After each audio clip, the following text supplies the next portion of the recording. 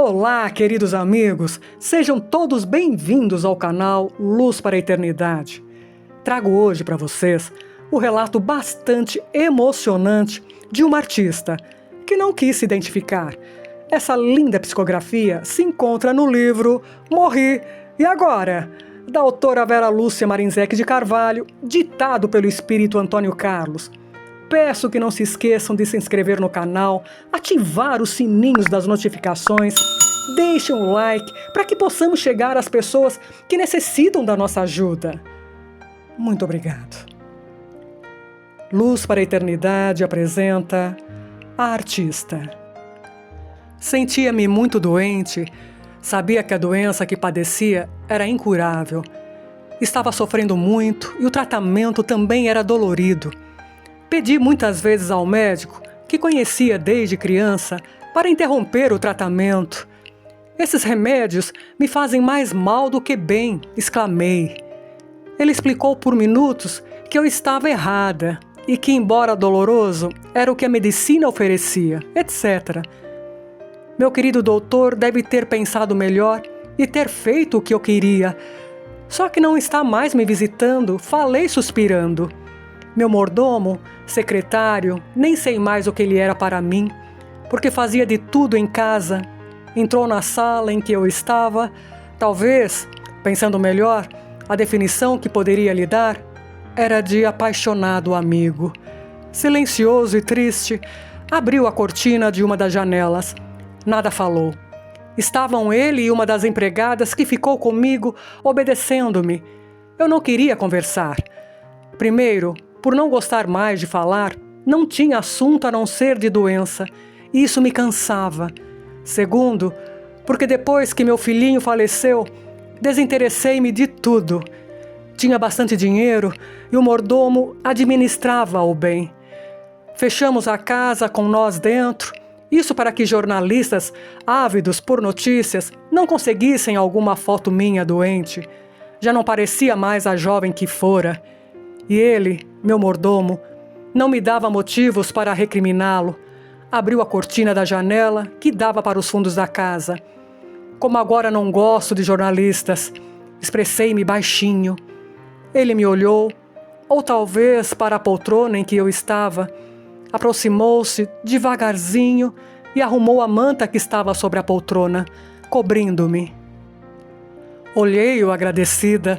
Sabia que ele me amava e foi somente por esse amor verdadeiro que ficou comigo. Era meu empregado há anos. Um dos meus namorados insinuou que ele era apaixonado por mim. Ri naquele momento. Depois da tragédia, fiquei doente e ele ficou ao meu lado. Compreendi que esse homem me amava, mas era tarde demais. Pensei nos repórteres e jornalistas, agora me escondia deles. Antes não fora assim. Gostava de ser fotografada, exibia-me diante das câmeras, fazia de tudo para ser entrevistada e sair em jornais e revistas. Mas o tempo passou e eu mudei. Pense na sua vida e preste atenção nas mudanças que houve. Escutei alguém me falar, mas como não vi ninguém, achei que eram pensamentos meus. Às vezes sentia que escutava meu filhinho. Achava que era por sentir muito sua falta. Cochilei e acordei na minha enorme cama. Estou muito sozinha. Nenhuma visita. Falei resmungando. Proibir as visitas e quando alguém vinha me ver, não as recebia. E ultimamente, até o médico da família não vinha mais. Nem meu irmão. Ele se zangara por não querer ir para o hospital. Estava tendo o sossego que desejava, mas me sentia sozinha. Nos tempos de glória, aparentemente fui feliz. Fama, sucesso e com isso dinheiro. Fora os maridos, amantes e muitas badalações. De uma relação mais séria, nasceu meu filho. Amei-o muito. Com a separação, ele ficou comigo e nos tornamos grandes companheiros. Unidos por uma relação maravilhosa que somente existe entre mãe e filho. Estava com ele sempre que possível. Até recusei alguns trabalhos para ficar juntinho dele. Meu filho crescia forte, bonito e muito inteligente. Viajava a trabalho sempre. O mordomo e as empregadas ficavam com meu filhinho, que adoravelmente cativava a todos, sendo em casa um reizinho muito amado. Meu filho nunca saía sozinho, levando-no e buscando-no na escola. Um dia em que eu estava viajando, tendo um dos professores do seu colégio falecido, as crianças foram dispensadas mais cedo e ele voltou para casa de carona. O portão da frente de nossa casa era todo de grade com pontas. Meu filho, em vez de tocar a campainha, resolveu, sabe-se lá por quê, pulá-lo. Caiu e ficou ferido por uma ponta no pescoço. Pessoas que passavam pela rua viram, gritaram. Meus empregados acudiram. O mordomo aflito o levou para o hospital, onde morreu de hemorragia. Sofri tanto, não queria acreditar. Quis, com sinceridade, ser enterrada com ele. Fiquei depressiva e adoeci. Fizeram o que eu pedi, não conversavam comigo e não recebiam visitas. Mas não estava satisfeita. A solidão me deixava mais triste e a doença me fazia delirar.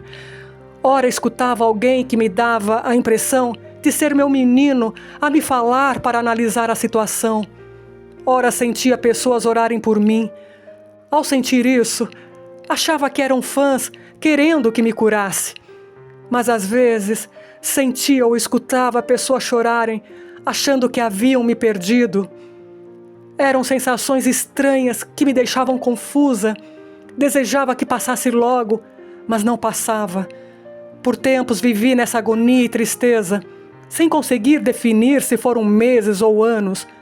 Um dia, o mordomo entrou no quarto. Então resolvi sair do meu mutismo. Você tem sido um leal amigo. Pode falar. Vamos conversar. Ele não respondeu. Estranhei e repeti. Sente-se aqui perto de mim.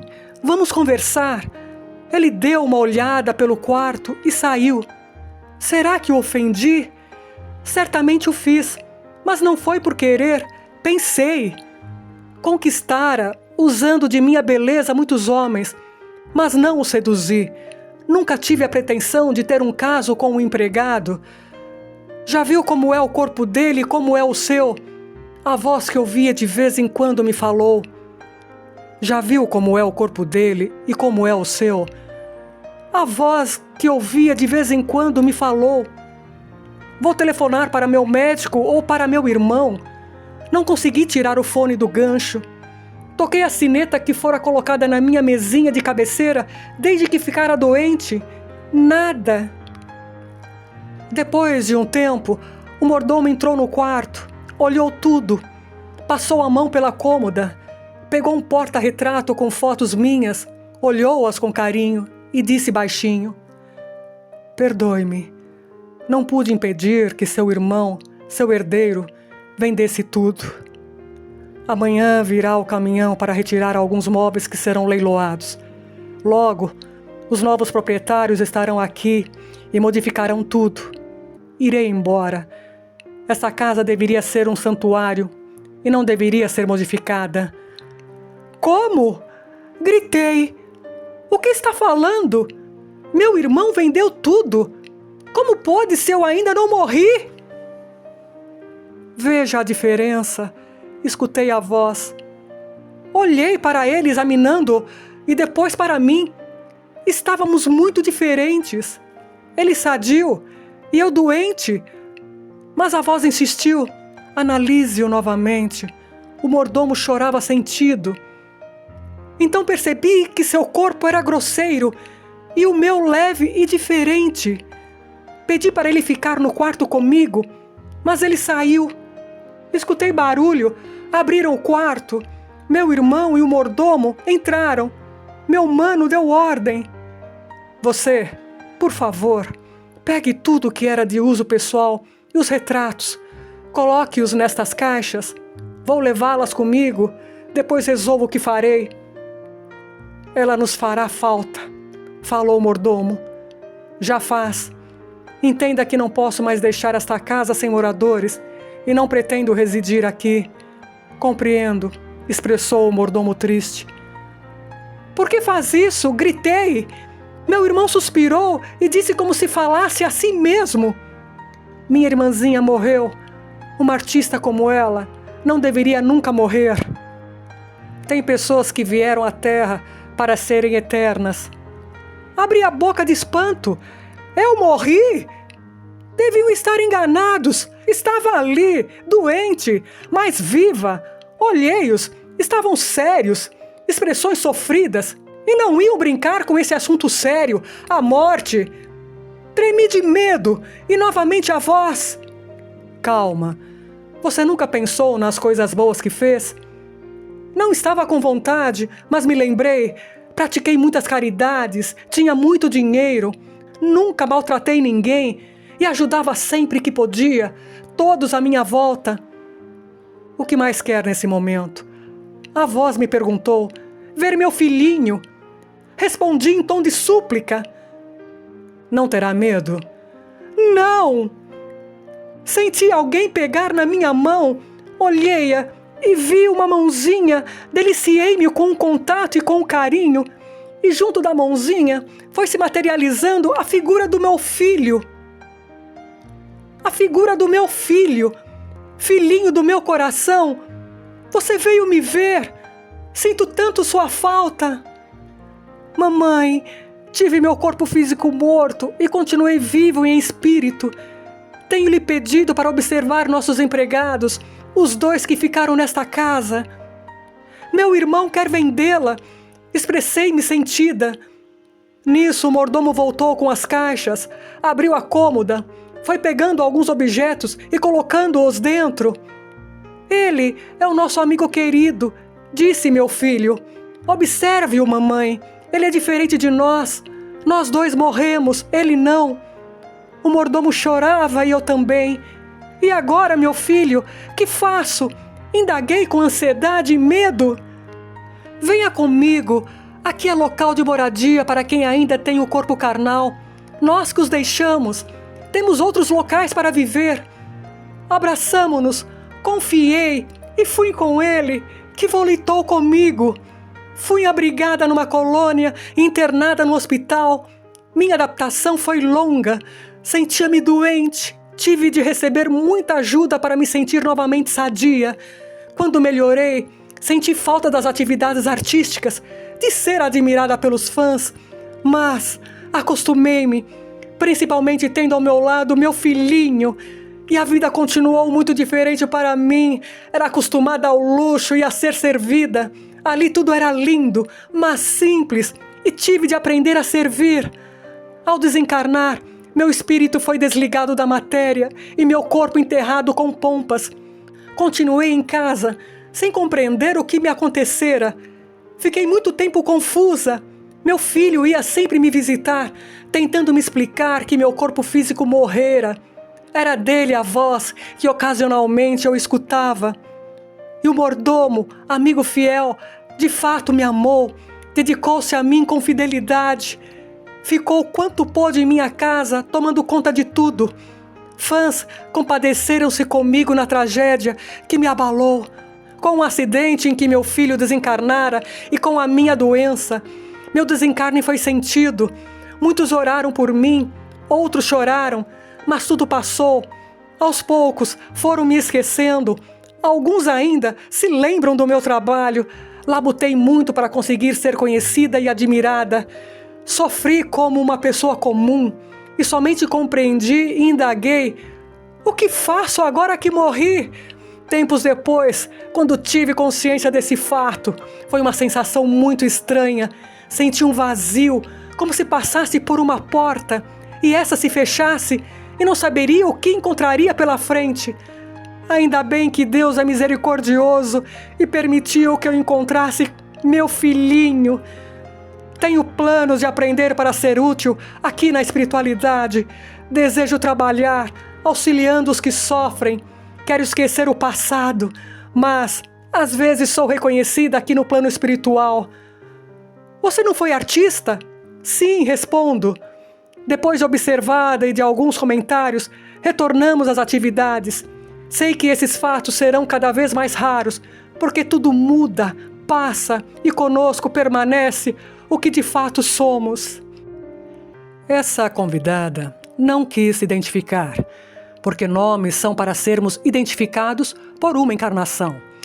Podemos nos tornar conhecidos por muitos motivos, por sermos talentosos ou por um trabalho sério, seja esse nas artes, na ciência, na religião e etc.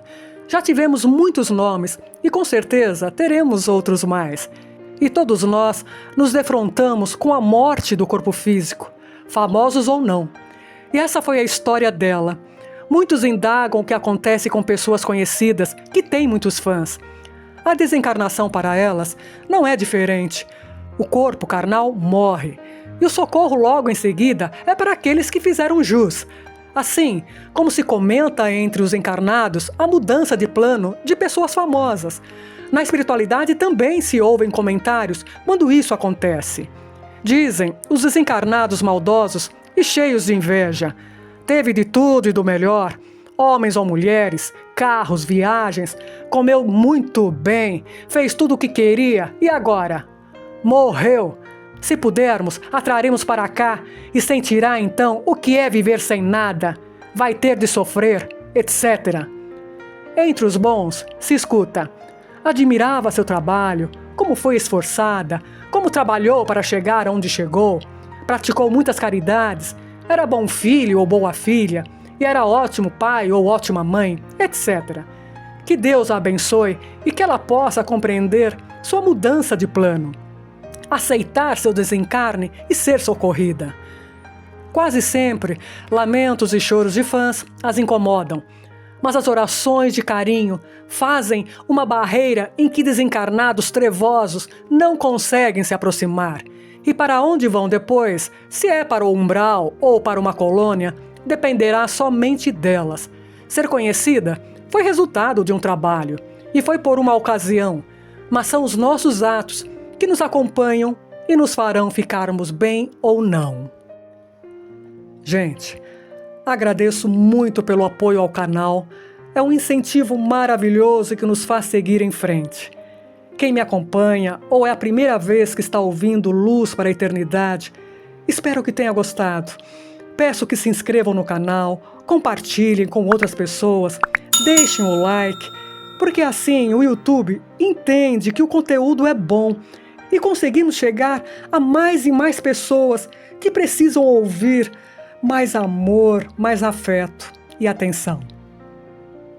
Gratidão.